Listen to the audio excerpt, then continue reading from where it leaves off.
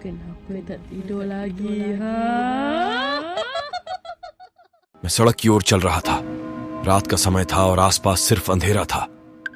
एक अचानक ठिकाने से कुछ विचित्र आवाज आई। मेरी दिलचस्पी जाग गई। मैंने कदम बढ़ाया और उस दिशा में बढ़ते गए। सड़क के किनारे एक पुराना और डरावना हवेली खड़ी थी, जिसकी दीवारें टूट रही थीं और छत के ऊपर काले काले बर्ड्स कुछ चुपचाप बैठे थे। मैं धीरे धीरे हवेली की ओर बढ़ता गया और एक अचानक खिड़की से अशुद्ध रक्त की बूंदें टपकने की आवाज सुनाई दी। मेरे दिल की धड़कन तेज हो गई और मैं आवाज की ओर बढ़ता गया। अंधकार में खिड़की से देखते ही मेरी नजर एक सिलसिला रक्त की बूंदों पर पड़ी, जो सींचने का रंग लिया था।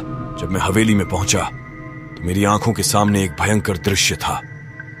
एक पुरानी और टूटी फर्नीचर वाली कमरा था, जिसमें एक पुराना पियानो खड़ा था। उसके कीबोर्ड पर खुद ब खुद बज रही थी।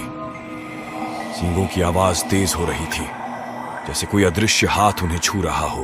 मेरी खौफ से कमजोर कदमों से मैं वहां से बाहर निकलने की कोशिश कर रहा था, लेकिन मेरे पास आने वाली आवाज मेरी प्राणों को ठंड दे रही थी। एक बार फिर से मैंने वह कमरा देखा, लेकिन अब उसमें कोई नहीं था। सिर्फ वह पुराना पियानो अपनी आवाज में बस रहा था।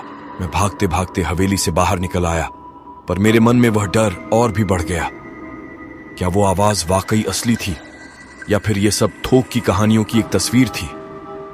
मैं नहीं जान सकता, लेकिन उस रात के बाद से मेरे आसपास की सुंदरियों की चीर हुई आवाजों की कहानियां भी मेरे दिल में जगह बना ली।